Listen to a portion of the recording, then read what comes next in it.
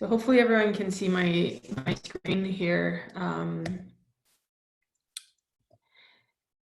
As I touched on, this is really a time of uncertainty. There's been a lot of changes every day, sometimes on an hourly basis. So there have been times where I've been advising somebody of something in the morning, and then in the afternoon I have to call them up and say, actually, things are changed, or there's new things happening that you should be aware of. So you know, this is kind of a point in time presentation, and as things change, which seem to be slowing down a bit now, you know, things may alter any information that's on here. I thought this is sort of the overview of what I was thinking might be helpful for people, is just understanding where the laws are, what they have to be abiding by, but also how to, if they're continuing to operate, how to ensure that it's a safe place to operate, and then how to deal with some of the employee problems that have come up. So I've seen that's dealt with layoffs, unpaid leaves, employees refusing to work, and that sort of thing. So we'll go through all of that. The starting point is there's been a number of ministerial orders that have been implemented into law that apply to the COVID situation that people need to be aware of. Some you probably know, which is the prohibition of gathering of 50 or more, self-isolation if traveling outside of Canada or returning to Canada, closure of certain establishments, establishing essential services versus non-essential, although non-essential are still able to operate provided they follow all the rules.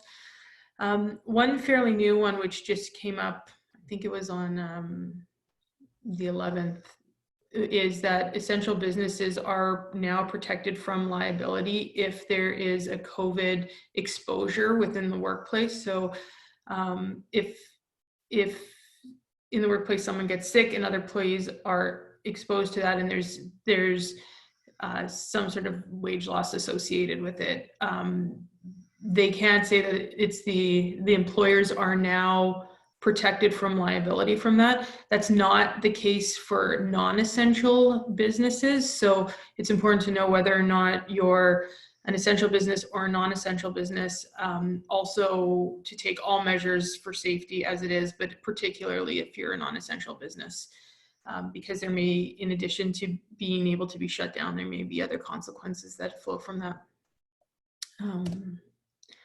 And then, of course, the Employment Standards Act is applicable, Occupational Health and Safety Act, Workers' Compensation Act, and the Human Rights Code, which I'll brush over some of those things down the road. So as a starting point, you know, the health and safety of employees is the absolute most important thing for any workers or for any employer. You know, not only from a common sense perspective, if your employees are healthy and safe and coming to work, then they will do their work and then your business will continue, but also from a human perspective.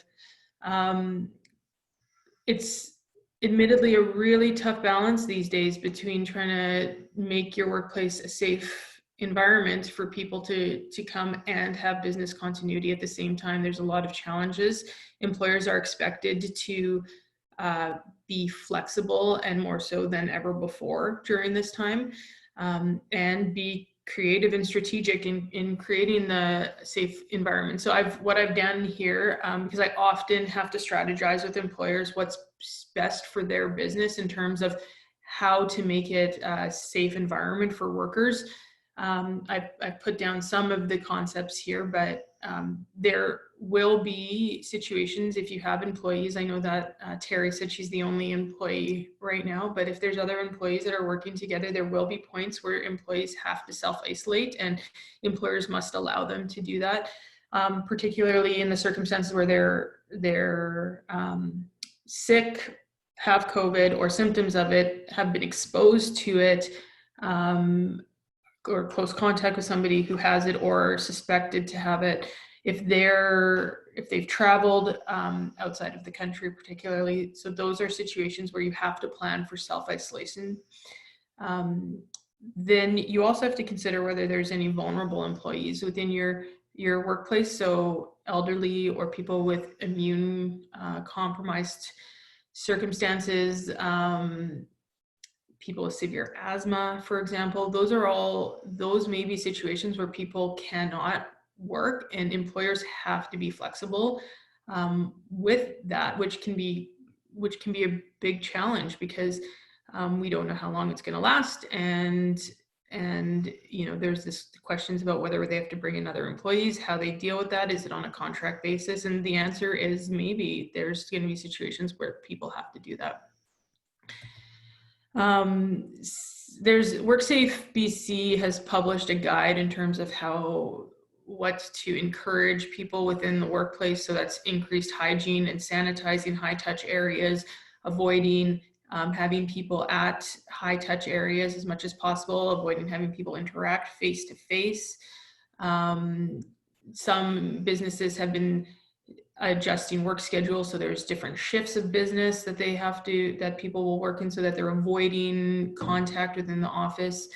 Others are having to work remotely, which is often an option if that's available, and the one that's highly encouraged. And if travel is required, whether or not it's essential for the work, just being aware of that and careful with that.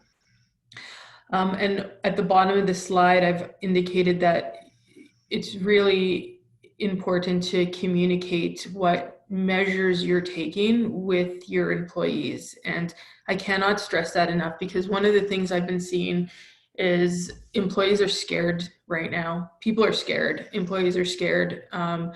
They don't want to go to work. I've had people phone me and say, somebody was supposed to be self-isolating. I'm pretty sure I walked past them in the hallway. Am I allowed to stay home from work because of that? There's fear from so many potential points of contact that the more that employers can communicate, hey, here's what we're doing in terms of safety. 1, your safety is important to us. 2, we're taking this seriously. 3, here are all of the steps we're taking. Not only will that help employees feel more comfortable coming to work, but down the road, even if an employee refuses, and I'm kind of jumping ahead, but if an employee refuses to come to work, it's going to be based on what's reasonable in the circumstances. Is it reasonable for that employee not to come to work? And if you're communicating all the steps that you've taken to address it, and then you're more likely to find that, yes, it's reasonable to come to work, and that they don't have an option not to show up. So just some of those ways to help create a safe environment. If you do allow employees to work from home, there's a number of things to consider also. Privacy and security and storage of information is always very important, particularly if they have a position that requires storage of information. Monitoring productivity is another thing. And then also limiting access back to the workplace. So they may be working from home, but if everybody's still coming in every day, then it kind of defeats the purpose. So what do you do if you have a potential infection in the workplace? As a starting point, you have to determine who the employee who may be infected, and I say, are showing signs or have a confirmed case.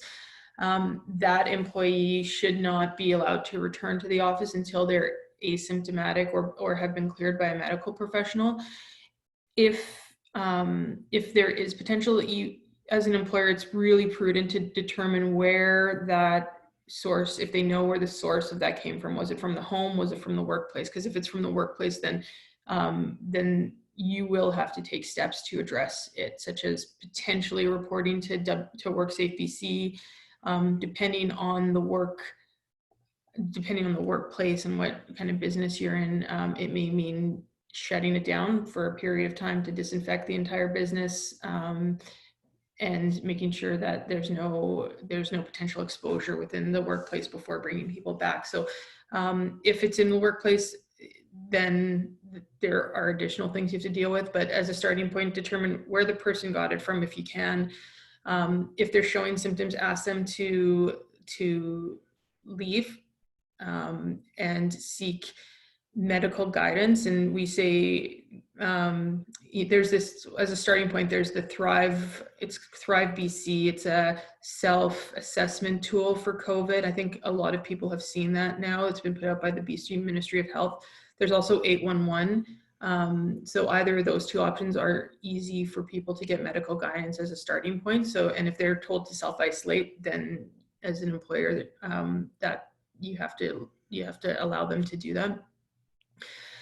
Identify employees who work closely with those people. So this is tricky because there's also a privacy element to it. So you can't go announcing that, you know, Alicia Glakart has COVID to the entire workplace because there's a privacy concerns there. I'm picking on you because it's your birthday.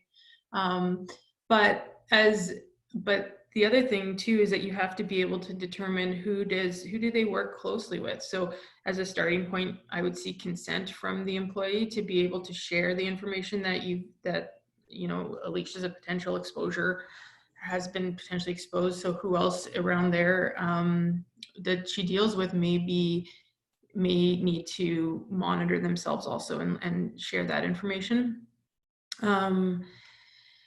And so, yeah, this extends not just to people who have it, but also the people in their close family live with them, who have close connections with also. So I've addressed most of that. So if there is an infection, you don't have any other reporting obligations besides through WorkSafe. But otherwise, it will all already be dealt with. So if it's a confirmed case, the health staff are all over that. So yeah.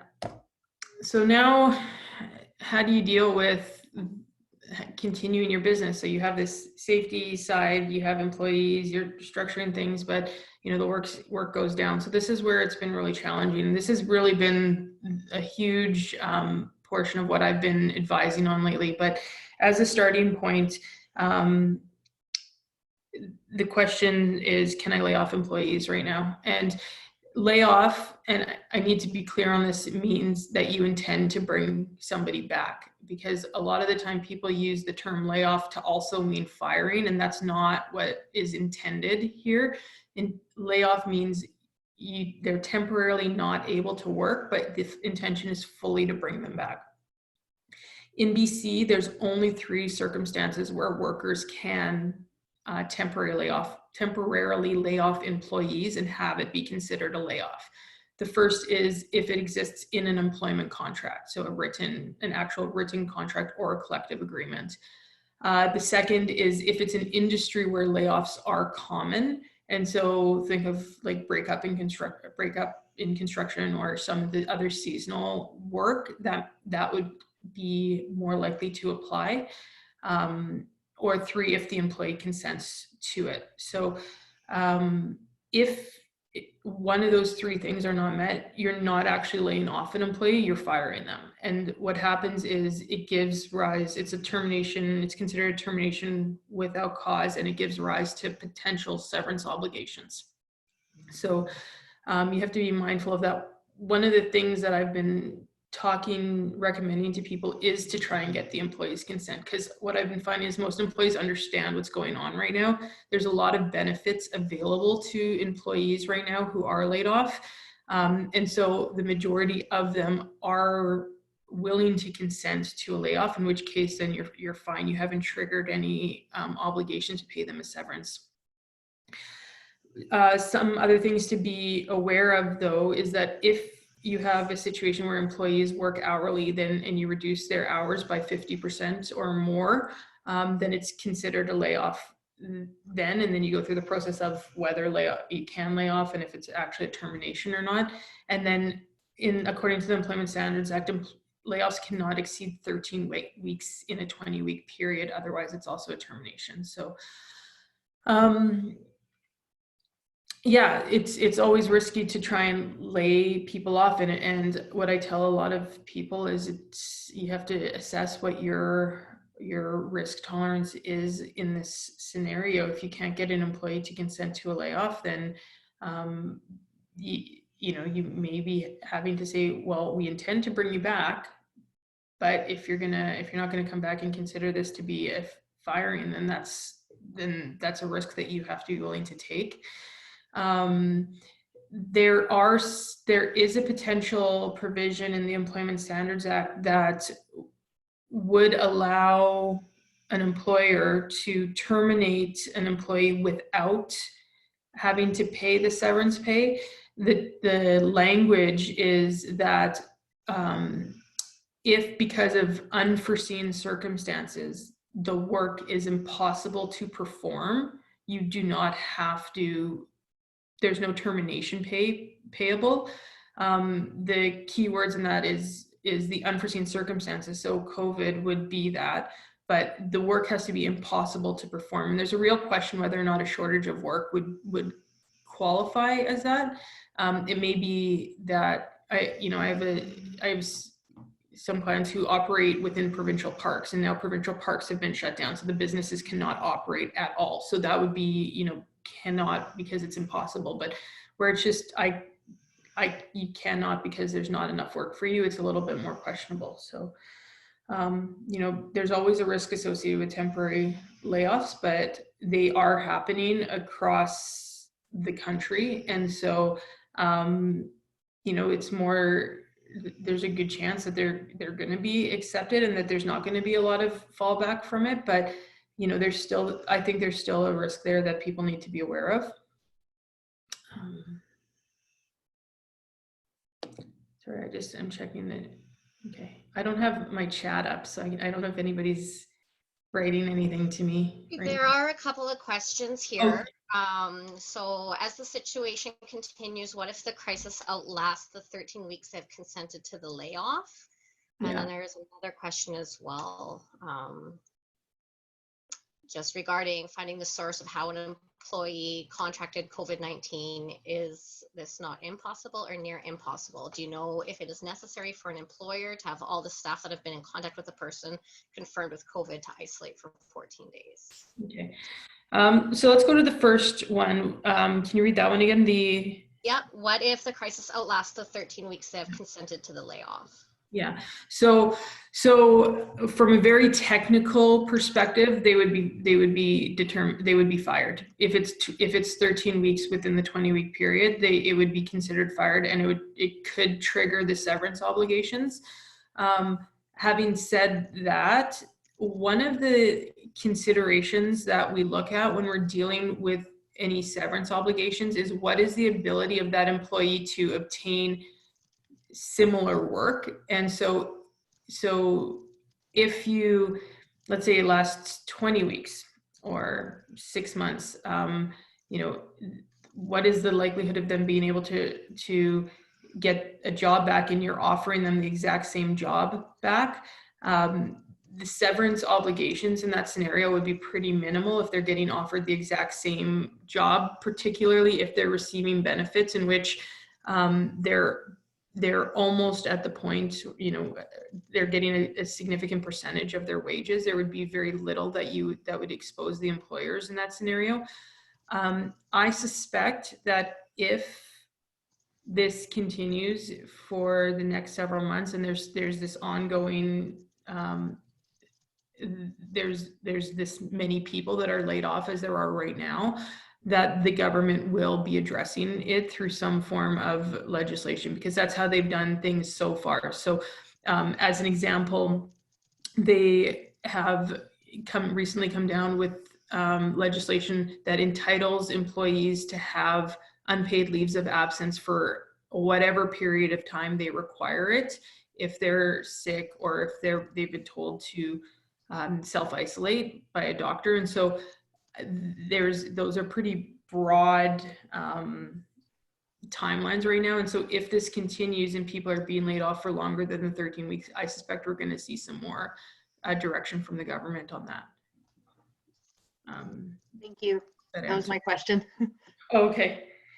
And then, so the second one was, how do you, is it impossible? Well, it might be impossible to determine the source, certainly.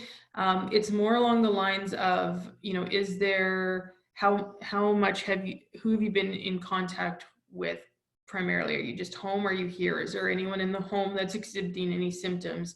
Has anyone traveled recently? And so, yes, it's impossible, but it's still important it may be impossible, but it's still important to ask those questions. Would you have to quarantine everybody. What I would suggest is for those employees who may have been in contact with an employee who has to be off, so the employee is experiencing symptoms, what do you do with those other employees? Do they have to self-isolate for 14 days? What I'd recommend is having them connect with either the self-assessment tool or 811 and getting some medical direction from that. Typically what the tool has done, I've gone through all the different scenarios of it, but what they've said is if you're not exhibiting any symptoms, even if you've been in contact with somebody who may be or is not a confirmed case, but may, to self-isolate for 14 days is what they've been, a lot of the time they recommend. So that might be, but I would, you know, we're not doctors, so I would leave that to medical guidance to either the tool or the 811, or have them ask, you know, or they can go to their doctor too, and get direction from there. But as employers, we have to listen to what they say and accommodate it. Was there any other questions? There's one more. So if someone self-isolated for the 14 days, do they have to return to work? You spoke about employees being scared to return. If they don't want to return, I would think you could then lay them off. Yeah, so again, the layoff is different than terminating in any way. So when we say lay them off, you can lay off any of, like, you can take a stab at laying off any of your employees, just like you can take a stab at terminating any of them. If I can jump ahead here and talk about what to do when employees do not want to come to work because they're scared, because this is really a challenging question, and it's really you know, it really depends on the circumstances. But what would have to happen is the employee would have to say to you, I don't want to come in. I don't think the workplace is safe. As employers, you have an obligation to make the workplace as safe as possible. If they're just scared and, you know, they just don't want to be out in public, then you know, that wouldn't rise to the criteria of what's required. So under the Occupational Health and Safety Act, employees can refuse work if there is safety issues at work. And I'm kind of going off my head here to think of the actual legal language. It's undue hazards at work. So it's not quite an actual danger that it exists, but it's a little bit more than a risk. So if the employee thinks that it's not safe for whatever reason, then they have to let you know as an employer, and then your job is to investigate whether that's there and whether it's founded. And if it's not founded, then you have to ask them to make under normal times, you'd have to ask them to go to WCB and start an investigation at that point. In some scenarios, though, I think it's fair to say, we need you at work. You need to return to work. We've taken all of these measures to create a safe environment for you. We're willing to accommodate you and your concerns in these ways. And if you just don't show up to work, then we cannot keep paying you. You're going to have to, you know, whether it's a termination or you're just going to lay them off for a period of time, which may be a termination, that is a very real possibility for some employees if it's just really unreasonable for them not to return to work. So did that answer that? Okay. So here we have, so I just have changing the employment contract. So every employment relationship is considered to be contractual in nature, whether there's a physical contract or not that exists. And so if you make any material changes to the employment contract, such as reducing hours or changing pay or whatnot, there's always a possibility that you could be changing the contract, which is considered a constructive dismissal. So just be really mindful of that. It's always important to try and get the consent of any employee before making any changes to their contract. And really a lot of this stuff is the more communication you have, I find the more communication you have with the employees, the better. So whether that's working, sitting down and saying, okay, let's work together and figure out how we can get you to keep working. What do we need to do, or, you know, whatnot. So there's a number of leaves. And so recently the Employment Standards Act has been amended, particularly in response to COVID. It's just during the COVID phase that this is existing. Employers are required to hold employees' jobs if they've been diagnosed with COVID or following medical orders to quarantine or self-isolate. If they provide care to children or dependents of a person for COVID. And this can include the closure of schools. So if somebody has to stay home because the schools are closed and they have no other options, then they may take a leave of absence from work that's unpaid, but their job is still held for them. And then if they're outside of BC and cannot return because of travel restrictions, so they're entitled to job security in that scenario also. Now, one of the things that has come up is that employers cannot request doctor's notes or nurse's notes from people in relation to COVID-19. So under normal circumstances, if somebody's sick, you know, you can ask them for a doctor's note. In this case now, because of the prevalence of it, we cannot. And so you kind of have to have trust in a lot of your employees. You can request some proof. You know, if somebody says, my father just came back from a different country and he lives with me, you can say, well, can you provide me with a copy of the itinerary? Or in some scenarios with people, I've suggested maybe where they've been prescribed medication, getting a copy of the receipts of the medication. You're entitled to some proof, but you cannot ask for a doctor's note in that regard. And that's just because of the strain that's on the medical system right now. So that's the new leaves, but there's also some other leaves that people should be aware of. So the illness or injury leave is also new. People can take up to 3 personal days or 3 days a year for injury or illness. There used to before this, there wasn't any protection. If you're sick, there wasn't any entitlement to sick time or sick leave. And so now they've implemented that. And then family responsibility leave, 5 days per year to care for a family member, which includes their education. So, you know, if you need to stay home, but although that's protected from the other one now. Compassionate care, critical illness and injury. So there's different leaves that are available to people that they may claim. So just to be aware of. There's a number of benefit programs that are available to employers during this time that I just wanted to highlight.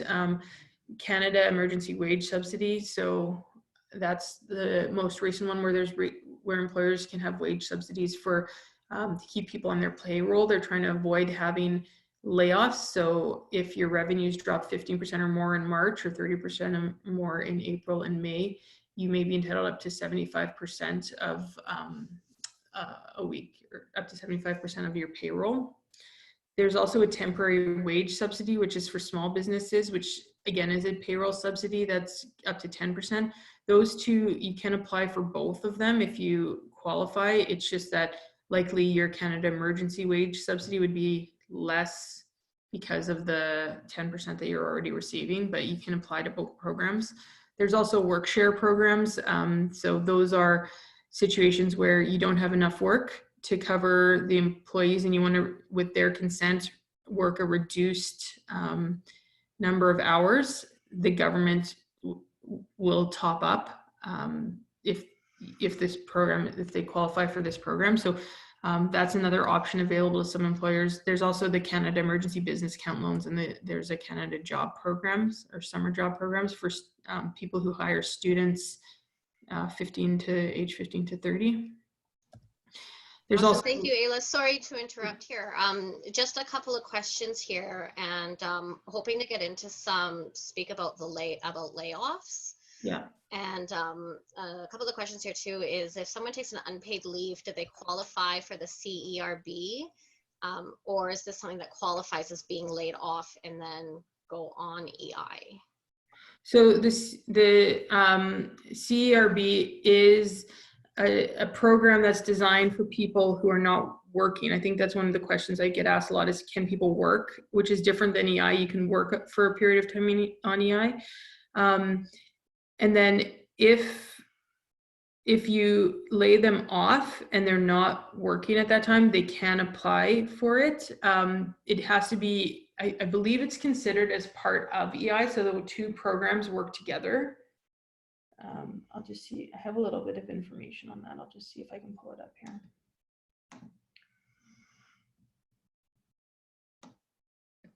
Yeah, I'll just try and, where's my chat?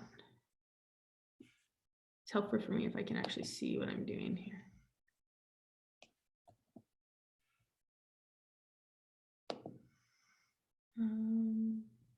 Oh, I don't have any questions. Okay, sorry, can you repeat the CRB one? So that one is, if someone takes an unpaid leave, do they qualify for CERB, or is this something that qualifies as being laid off and then go on EI? So depending on the reason for the leave, they would receive an ROE. The ROE likely, if the leave is, you know, to take because they've been directed or to take care of someone in their family, usually it's under the sickness annotation for the reason for the termination, and then they would be able to access both EI and CERB. Okay. And what will happen if an employee is laid off, are called back to work, and they do not feel comfortable coming back due to a family member at risk or immune compromised? So this is a tough one, because this is where that balance between needing to be flexible as an employer comes in. So you know, I can talk about it in general terms, but it'd be really one of those things that I'd have to dive into all of the circumstances with the people looking to do that. But if somebody has a person at home that has some type of vulnerability, and you know, the option is, I am scared to make someone sick, and there's serious consequences for that.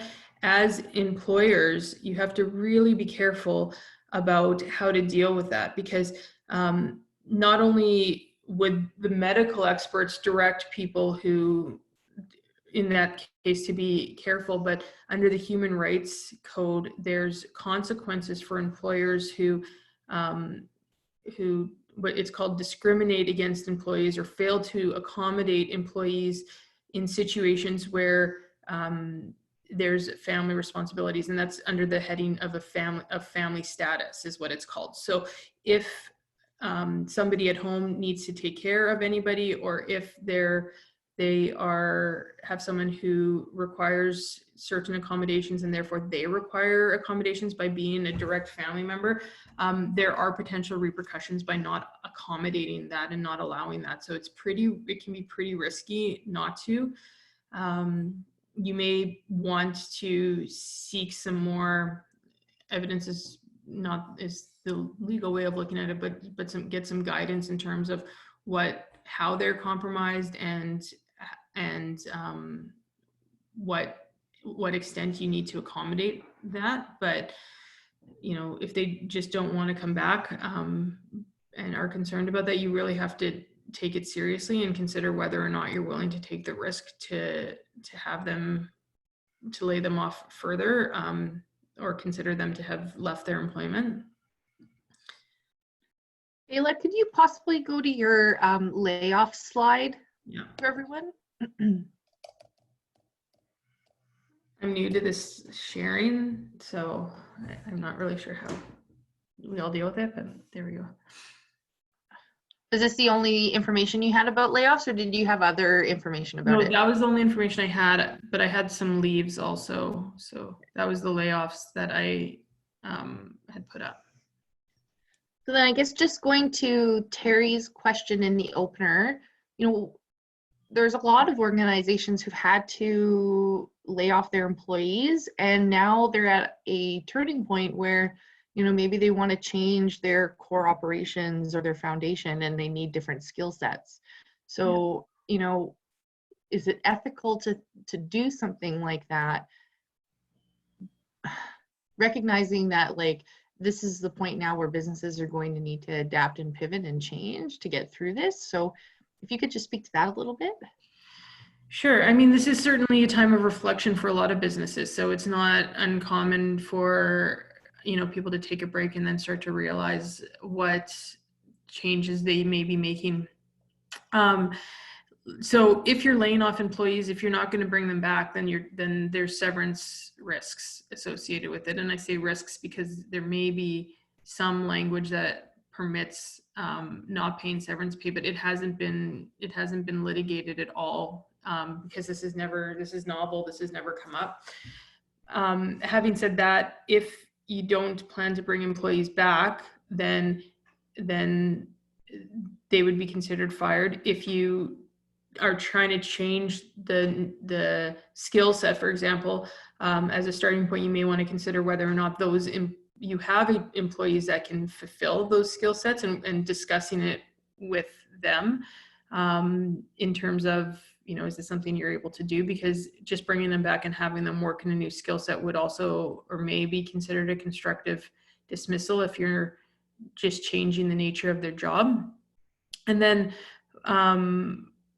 if you're bringing on new workers, and it's just like a new hire essentially, and so you may be able to do that. It's tough to say whether, I don't think it's unethical to let go of employees that no longer serve your business and are the skill set you're looking for, and hiring new ones that do. I just think that there's potential consequences associated with that you need to be aware of in terms of the severance risks for those employees that you're no longer bringing back. Terry, did that answer your question? Or did you have anything? Yeah, to a certain extent. I think that part of it, I mean, for our own organization, a lot of it that can be done right now is a lot of online and tech savvy type of things. And that's not to say that that's not something that we have been needing for quite some time. But we had employees that we kept on despite not having those skill sets. So if we hire somebody on who is able to take on these skills that we're needing, and then maybe beyond, when hopefully we do return to normalcy, what is the obligation to keep the new hires on? Or like you said, I mean, if it's just to pay severance, that's understandable, but is there any other legal complications that could arise from that?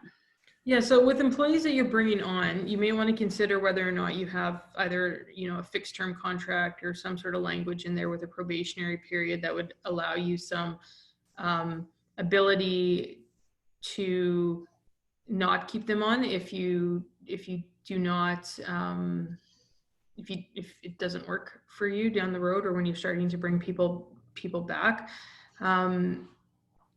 And then, I'm sorry, I missed if you just don't bring the employees back, then that would likely be the severance obligations, if there's no way to retrain them or have them involved in anything else, or if they just don't want to do that. Okay, and severance is typically 2 weeks pay, or is there a secret calculation to that? Yeah, it's not an easy answer. So the Employment Standards Act says severance is after 1 full year of work is 2 weeks, and then it's an additional week per year of service up to 8. And then after that, you can work for 30 years. And then the Employment Standards Act, it's only entitled to 8 weeks pay. The courts have said that that's the absolute minimum. And so what they tend to do is have it as 1 month per year of service. And that's a bit of a sliding scale. So the more senior the position is, the older the employee is, the level of responsibility, the technical nature of the job, all of those factors, for example, would move us. I look at it as a sliding scale. So you have 1 month per year of service, it would slide it up. So there'd be more than 1 month per year of service that you'd be obligated to pay. In jobs where it's, you know, a laborer, someone younger, that would slide it down. And it's really premised on what's the likelihood of an employee being able to obtain similar work and how much time do they need to do that. And so, you know, depending on a number of factors, and this is, you know, I often sit with people and have a conversation about an employee that they're looking to let go, or if there's a severance risk, what that looks like. So that would be what the risk is. I always say aim for about 1 month per year of service, although there's arguments that might mitigate that or might increase it, but that's kind of a good starting point. Okay. All right, so that brings us to 3 o'clock. Thank you so much, Ayla. I took so many notes, mostly because we're doing an outreach campaign right now with our membership, and people have similar questions. So just to have some of this in our back pockets is really, really handy. So just thank you again for taking the time to share your expertise with us. A friendly reminder to fill out our survey because we still need to understand the gaps in the government programming that's available. And then a thank you to our Chamber corporate partners, Abbott Wealth Management, Excel Personnel, Chambers of Commerce Group Insurance Plan, MNP, Accounting, Consulting, and Tax, and the Trans Mountain Corporation. Thanks, everybody, and have a great day. Thanks. Awesome. Thanks so much, everyone. Thank you, Ayla. Yeah, no, thanks for having me. And if you have any questions, or if any of the members have questions, I'm happy to, you know, answer them as best as I can. Awesome. Thank you. Would I be able to get a copy of the presentation by chance? Yeah, of course, I'll send it to you. Thank you. That was so good. I just see a chat question here. Are we able to send your info to the people who registered? Yeah, that's fine. Okay, thank you. Okay. Awesome. I am going to end this meeting. I have another meeting to get into right now. So thank you again. Thanks, everyone. Okay. All right, thanks. Bye. Bye, everyone.